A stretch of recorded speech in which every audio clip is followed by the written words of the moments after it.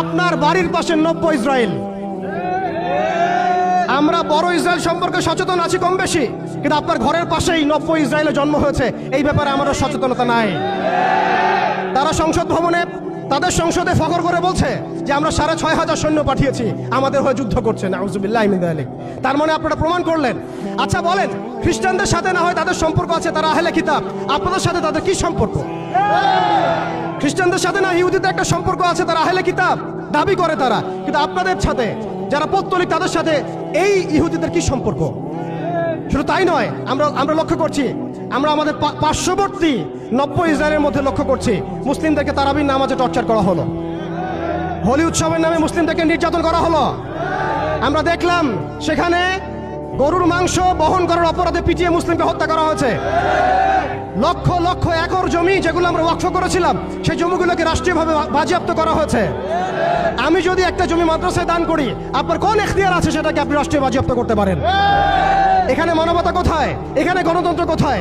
এখানে এই United Nations কোথায়? ইউরোপিয়ান ইউনিয়নগুলো কোথায়? আপনাদের এই সব তথাকথিত তন্ত্রমন্ত্রগুলো এবং তথাকথিত মতবাদগুলো একটা এজেন্ডাই বাস্তবায়ন করছে, তারা পুরো বিশ্বে শুধু দাজ্জালের শাসন কায়েম করতে চায়। এখন মুসলিম ভাইরা, সর্বশেষ কথা হচ্ছে, আমরা উদাত্তভাবে আহ্বান জানাবো, আপনি যে কোনো ধর্মের হন, যে কোনো বর্ণের হন, আপনি যে কোনো ভাষার হন, যে কোনো জাতির হন, আপনি জালেমের পক্ষ নিয়েন না, মাজলুমের পক্ষ নেন। এখানে আমরা আপনাদেরকে কটাক্ষ করতে আসি নাই, আমরা সত্য উন্মোচন করতে আসছি। আপনি জালেমের পক্ষ নিয়েন না, মাজলুমের পক্ষ নেন। আল্লাহ চান তো কোনো না কোনো দিন আল্লাহ আপনাকে হেদায়েত দিবেন ইনশাআল্লাহ। আপনি মানবতার দাবি থেকে এই জায়গায় দাঁড়ান। এই অবস্থা যখন চলছিল তখন কি আমরা ঘুমিয়েছিলাম? উত্তর না। বিগত 100 বছর আমরা ঘুমিয়ে থাকি নাই, সবাই চেষ্টা করেছে কম বেশি, কিন্তু এইসব তন্ত্রমন্ত্রের জালের মধ্যে পড়ে, এইসব তন্ত্রমন্ত্রের গোলকধাঁধায় পড়ে, এইসব নৈতিকতার অবক্ষয়, ইমানের দুর্বলতা, হারাম খাওয়া, সুদে লিপ্ত হওয়া, আমাদের এই মাদক, এই জেনা, এই ফ্রি মিক্সিং, এই পর্নোগ্রাফি, এই সমস্ত কিছুর মধ্য দিয়ে আজকে আমরা আমাদের সেই ইমানি জাজবাকে হারিয়ে ফেলেছি। এখন সময় হচ্ছে সেই জাজবাকে আবার ফিরিয়ে নিয়ে আসা। অতএব আমাদের করণীয় এখান থেকে উঠে আসবে। দেখুন, আপনি গাজায় গিয়ে যুদ্ধ করতে না পারলেও যে অনিবার্য যুদ্ধ তারা আমাদের উপর চাপিয়ে দিবে, সেটা কিন্তু এই অঞ্চলের দিকেও ছড়িয়ে পড়বেই পড়বে। কারণ হাদিসের মধ্যে এসেছে যে মাসিহুদ দাজ্জাল পুরো বিশ্বকে শাসন করবে, শুধুমাত্র মক্কা মদিনায় ঢুকতে পারবে না। অতএব সারা বিশ্বের মধ্যে সে যুদ্ধের দাবানল ছড়িয়ে দিবে, এতে কোনো সন্দেহ নাই। আপনি খেয়াল করে দেখেন, আফ্রিকার কন্টিনেন্ট, ইয়েমেনের কন্টিনেন্ট, আরাবিয়ান কন্টিনেন্ট এবং আমাদের এই আঞ্চলিক কন্টিনেন্ট, প্রত্যেকটা কন্টিনেন্টের মধ্যেই তারা যুদ্ধ ছড়িয়ে দিয়েছে এবং তারা একটা ভাষা আমাদেরকে শিখিয়ে দিয়েছে, অপশন দিয়ে দিয়েছে, হয় আপনি তাদের দাসত্ব করবেন, না হলে আপনি মরবেন।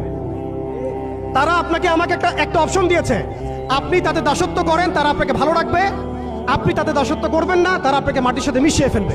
যেসব মুসলিম কান্ট্রি, দেখুন খেয়াল করে, যেসব মুসলিম কান্ট্রি তাদের দাসত্ব করেছে, যেসব মুসলিম কান্ট্রি তাদের দাসত্ব করেছে, তাদের আনুগত্য করেছে, সেই সব আরব মুসলিম কান্ট্রিকে তারা কিছুই বলছে না, কিছুই করছে না। তাদের কাছে তেল আছে, সেই তেল তারা দিচ্ছে, তাদের কাছে অর্থনৈতিক সাপোর্ট আছে, তারা দিচ্ছে। তাদের জমি ব্যবহার করে সেখানে বোম্বিং করা হয়েছে। আমরা দেখেছি কিভাবে পাকিস্তানের জমি ব্যবহার করে আফগানিস্তানে বোম্বিং করা হয়েছে। আমরা দেখেছিলাম ইরাক ইরান যুদ্ধ লাগিয়ে সেখানে বোম্বিং করা হয়েছিল। আমরা লিবিয়া, সোমালিয়া, মালি, এই তারপরে আপনার ইয়েমেন, জর্ডান, লেবানন, প্রত্যেকটা জায়গার মিসাল দিতে পারি যেখানে মুসলিম ভূমিগুলোকে ব্যবহার করে তারা মুসলিমদের উপর বোম্বিং করেছে আর মুনাফিকদেরকে তাদের সহযোগী হিসেবে রেখেছে। অতএব তাদের অপশন হচ্ছে, হয় আপনি তাদের দাসত্ব করবেন, না হলে মরবেন। যারা দাসত্ব করেছে তারা সুখে আছে, তাদের কোনো সমস্যা নাই। ইভেন গাজ্জাবাসীর কান্না ওদের কানে পৌঁছায় না, এই বাচ্চাদের মগজের খুলি তাদের কাছে, তাদের চোখে ভাসে না, এই বন্ধের ধর্ষণের চিৎকার তাদের কাছে যায় না, এই শিশুদের হাহাকার তাদের কাছে যায় না, এক ফোঁটা পানির জন্য তারা কাঁদছে, এই কান্না তাদের কাছে যায় না। তাদের এই হৃদয় নেফাক দিয়ে এমন ভাবে পরিপূর্ণ হয়ে গেছে, তাদের কাছে এই মানবতাহীনতার এই কাজগুলো, দৃষ্টান্তগুলো ওদের কলবের মধ্যে কোনোই দাগ কাটছে না। প্রিয় ভাইরা, এটা কেন হয়েছে? তাদের নেফাকির কারণে। অতএব আপনি যদি দাসত্ব করেন, নেফাকিতে চলে যান, আপনারও কোনো সমস্যা হবে না। কিন্তু আমি অনেস্টলি প্রশ্ন করতে চাই, আপনার মধ্যে কি আল্লাহর ভয় নাই? আপনার আমার মধ্যে কি কাল কিয়ামতের মাঠে জবাবদিহিতার ভয় নাই? আপনি আমি কি লা ইলাহা ইল্লাল্লাহ বিশ্বাস করি না? আপনি আমি কি মুহাম্মদুর রাসূলুল্লাহ বিশ্বাস করি না? আপনি আমি কি মুহাম্মদ রাসূলুল্লাহর উম্মত নই? অতএব আমরাও কখনোই কারো দাসত্বের দিকে যাব না ইনশাআল্লাহ। আমরাও ইনশাআল্লাহ তাআলা কোশ্চিনকালে এই জায়নিস্ট মুভমেন্টের, এই পশ্চিমাদের, এই দাজ্জালের অনুসারীদের দাসত্বের মধ্যে কখনো যাব না ইনশাআল্লাহ। তারা আমাদেরকে অপশন দিয়েছে, হয় দাসত্ব করো, না হলে মরো। আমরাও বলে দিব, আমরা ইনশাআল্লাহ তাআলা শহীদ হয়ে যাব, তবু তোমাদের দাসত্ব করবো না ইনশাআল্লাহ।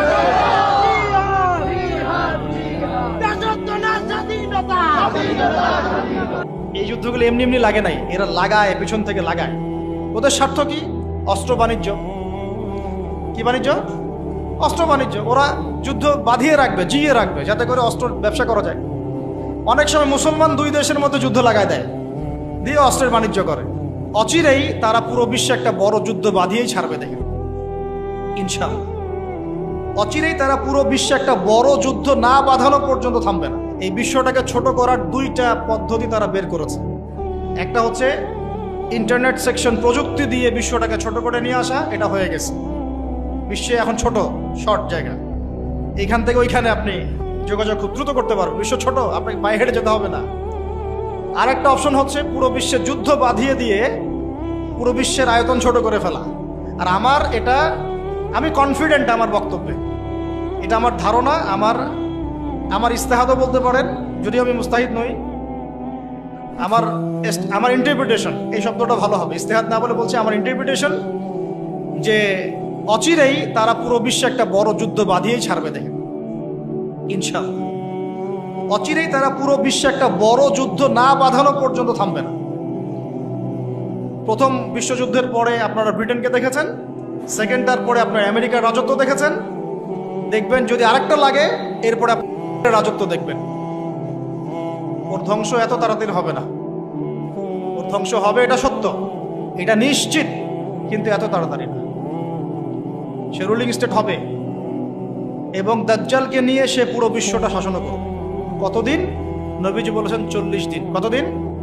প্রথম দিন হবে 1 বছরের সমান, দ্বিতীয় দিন 1 মাসের সমান, তৃতীয় দিন 1 সপ্তাহের সমান, বাকি দিনগুলো আমাদের দিনের মতো। এই শাসন না হওয়া পর্যন্ত কিয়ামত হচ্ছে না। আর এই শাসন ততক্ষণ হচ্ছে না যতক্ষণ মহাযুদ্ধ না হচ্ছে। আর মহাযুদ্ধ না হওয়া পর্যন্ত ইমামুল মাহদিও আসছেন না। মাহদি তখনই আসবেন যখন মুসলমানদের অবস্থা এরকম খারাপ হতে থাকবে।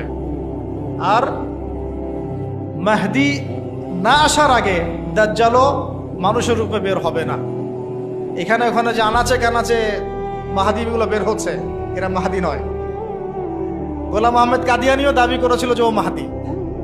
ও প্রথমে বলেছিল যে আমি মাহাদি, তারপর বলেছে আমি হচ্ছি ঈসা, তারপরে বলেছে মাহাদি ঈসা একই, আমি দুইটাই।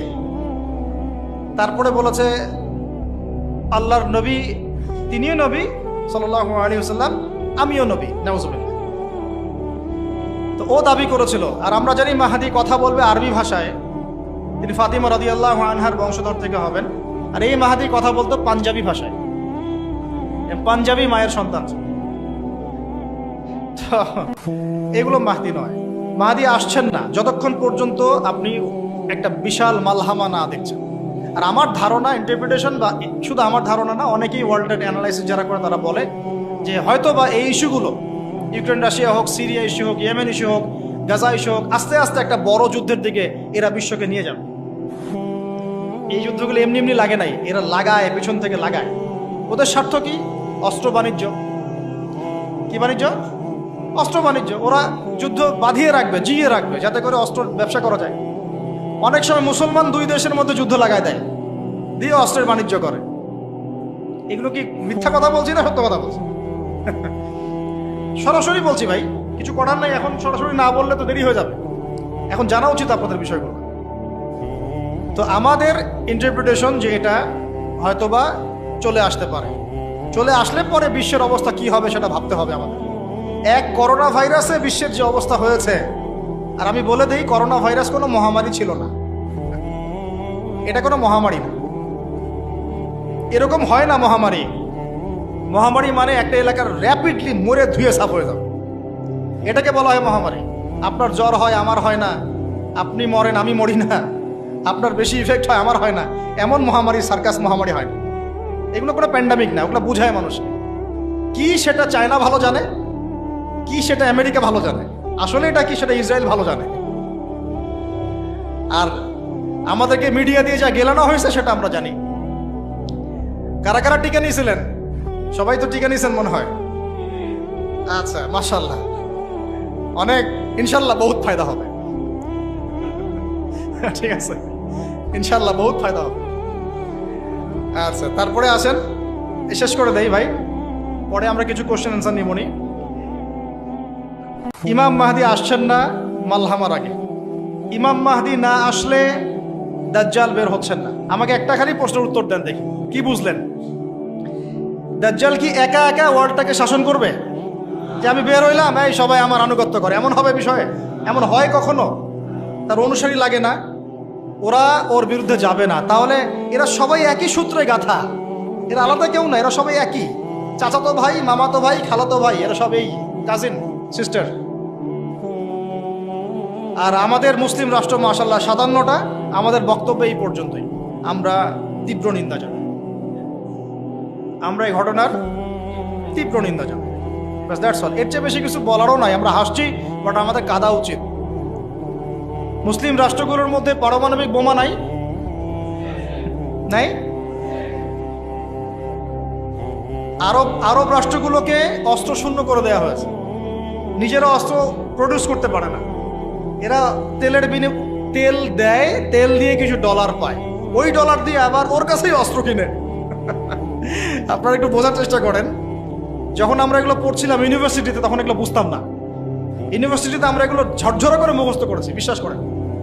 এই যে ওদের অ্যালায়েন্স, পলিটিক্যাল অ্যাফেয়ার্স, এইটা ওইটা, এগুলো মুখস্থ আমাদের, কোনটা কোন সাল কি ছিল, এখনই বরং ভুলে গেছে। কিন্তু ইসলামের সাথে যখন এটা মেলানো শুরু করলাম, তখন দেখলাম যে বাপরে বাপ, গভীরে তো অনেক কথা আছে, এর শেকড় তো অনেক গভীর। মানে বিষয়টা বোঝেন যে আমি তেল বিক্রি করব শুধুমাত্র ডলারে, অন্য কোনো কারেন্সিতে না। মানে ধরেন যে এই ব্রিফকেস ভর্তি টাকা আছে, কি আছে ভাই, এটাতে ধরেন যে 1 কোটি টাকা আছে, আর আমি গেলাম আবুধাবিতে। কোথায়? আবুধাবি।